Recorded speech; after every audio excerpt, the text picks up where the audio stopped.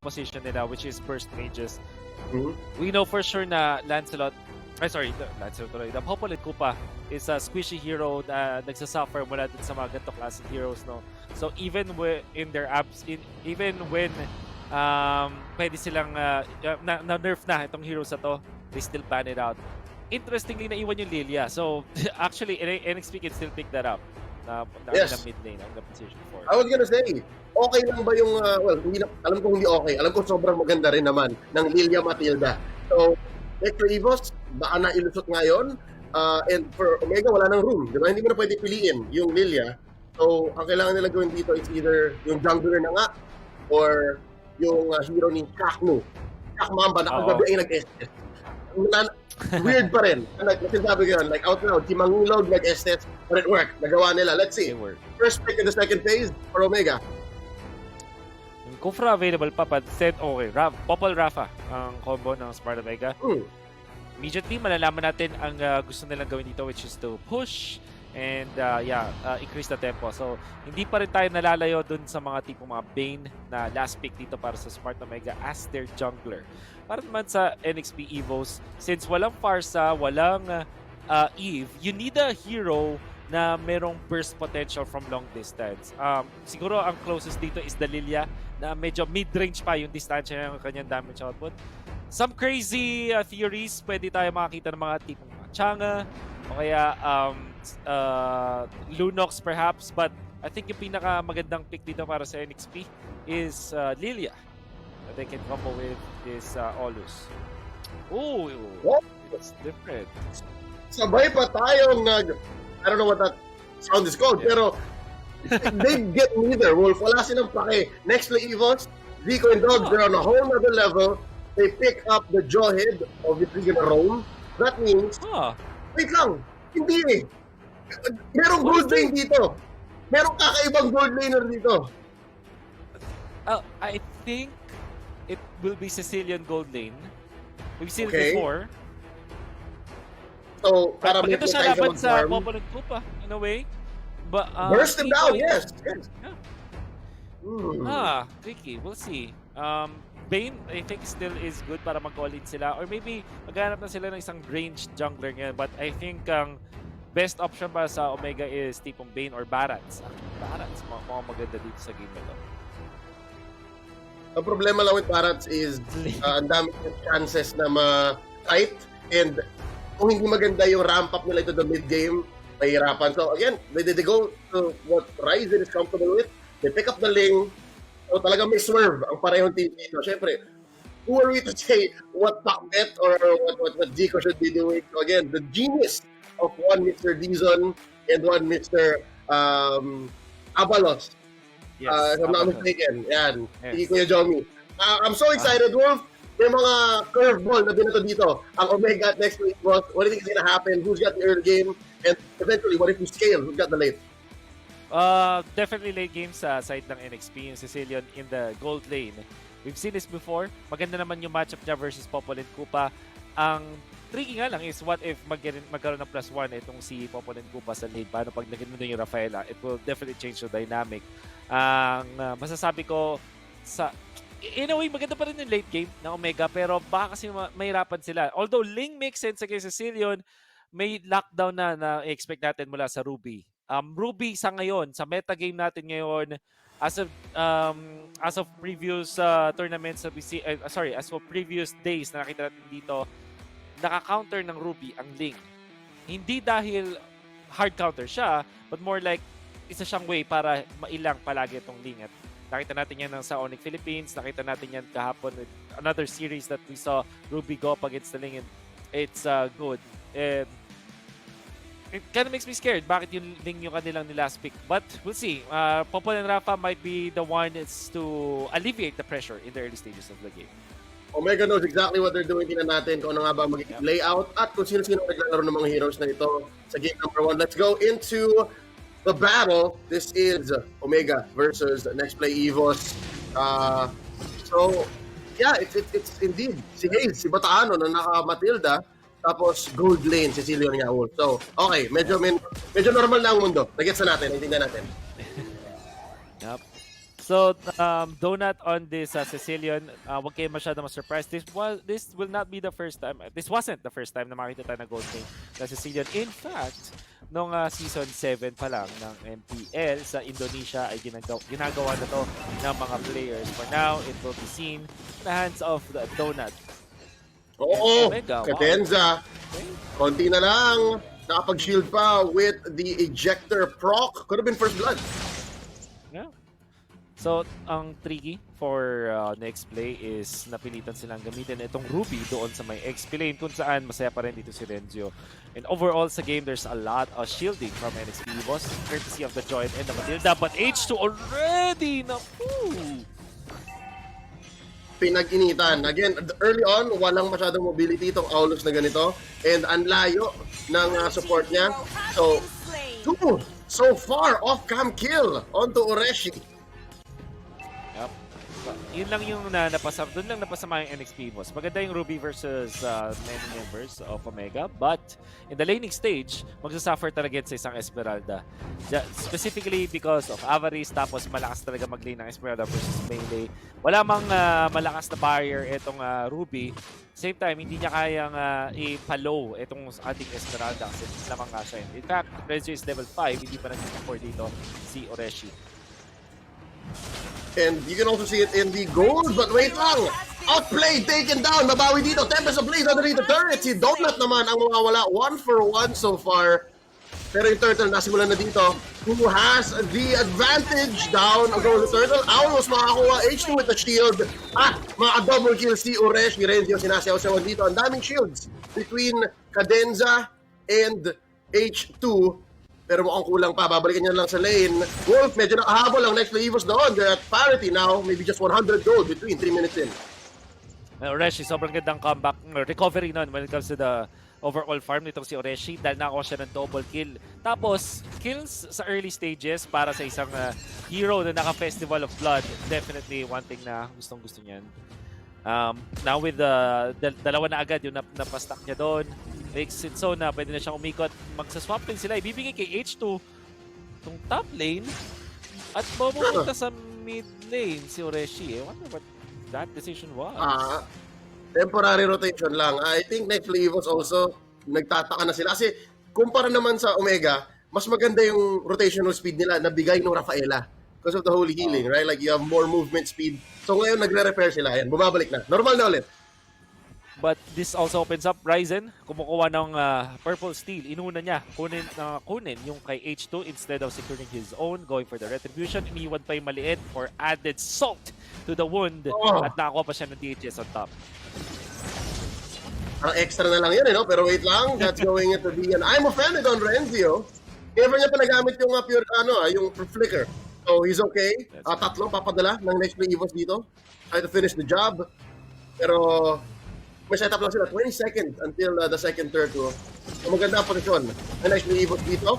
Renzo, maminis ang dulo ng Undying Fury Ejector! Onto Oreshi, nakakatatlo na. Dito ang Ruby natin. Kaknu, kaminin. Ryzen as well, may purple buff pa. Oh, that's gonna be the back fist, the missing. It is a Blaze force out. Ito Max, less than half health. Ang hirap ng engagement ng Omega Esports dito. Very good for NEXPLAY though. Okay, so gusto ko yung ginawa doon ni Cadenza.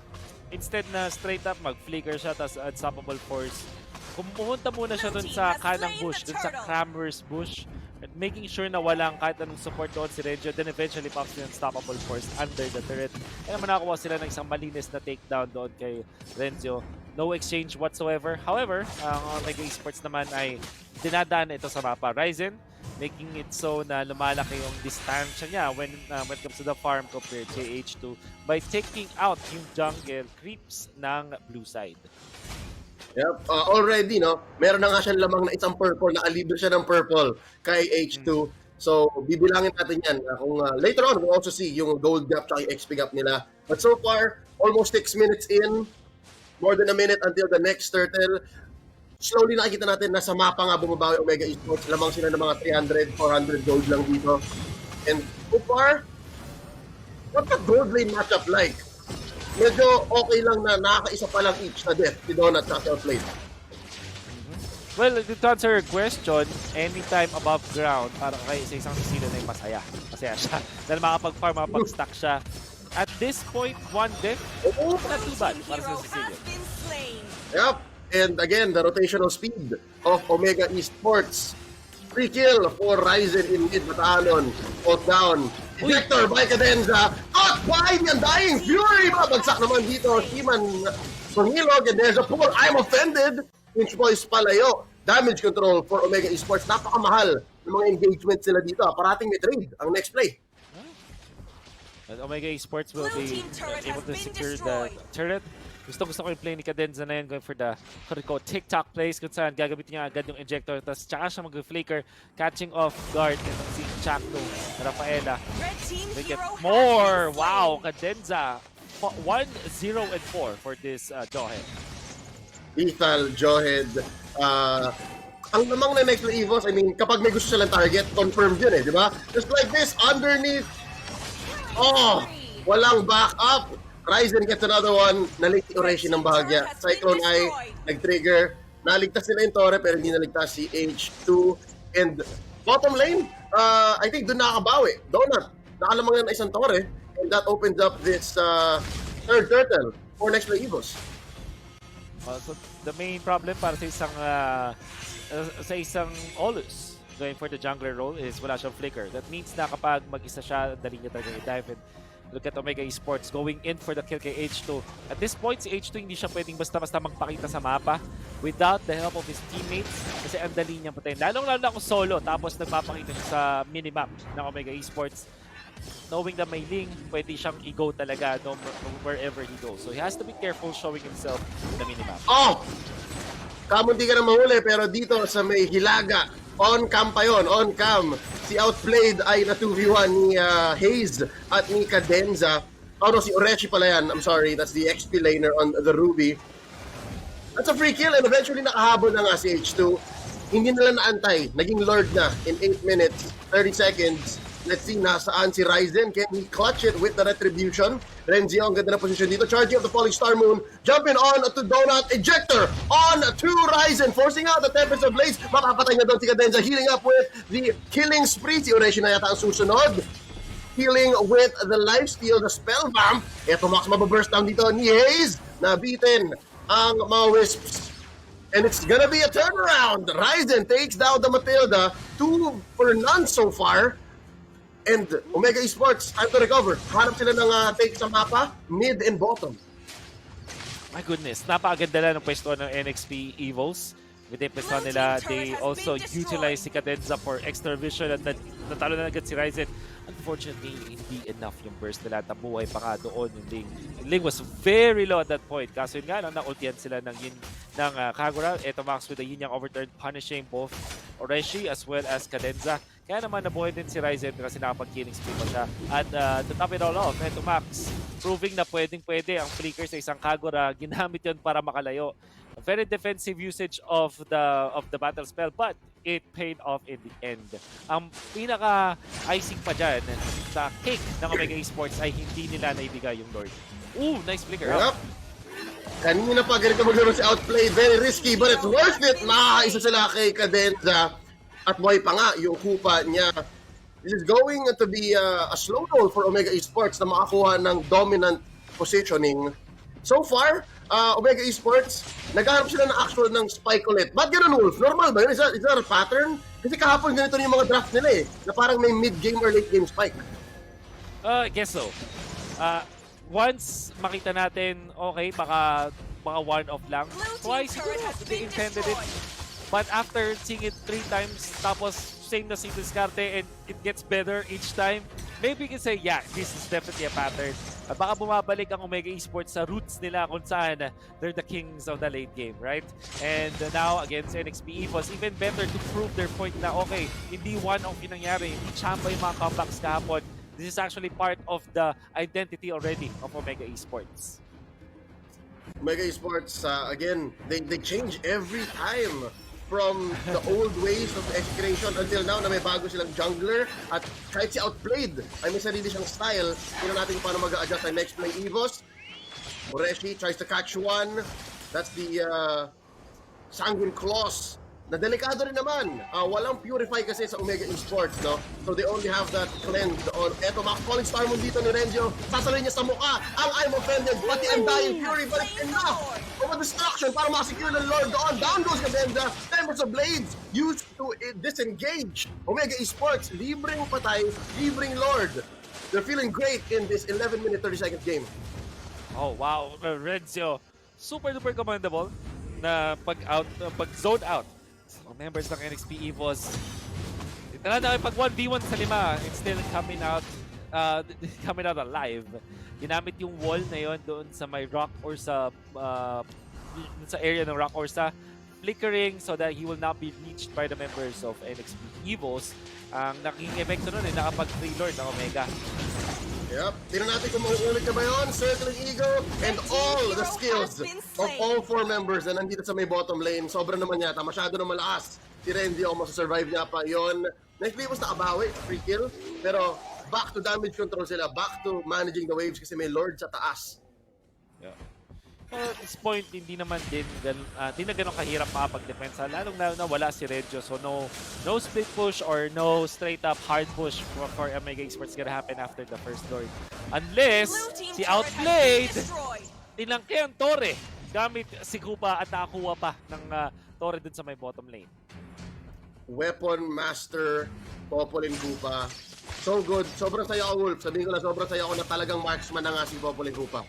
Dati tank, pero ngayon, minsan pa nga post-core pero ngayon sobrang saya ako nasa gold lane siya. Flicker in by Cadenza, cancels the engagement with the guiding winds. Ryzen, mananakaw niya ba? Oh! He does! Wow! Hindi lang pala si H2 ang may lahi, pero wait lang, I'm offended by Oreshi here. If you know, you know. That's gonna be the disengage right there. Alam mo yung maganda dito, nabigyan pa nila ng free purple buff dito sa Etomax. So that means yung mage ng Omega Esports ay magkaroon ng additional na control of his own mana pool.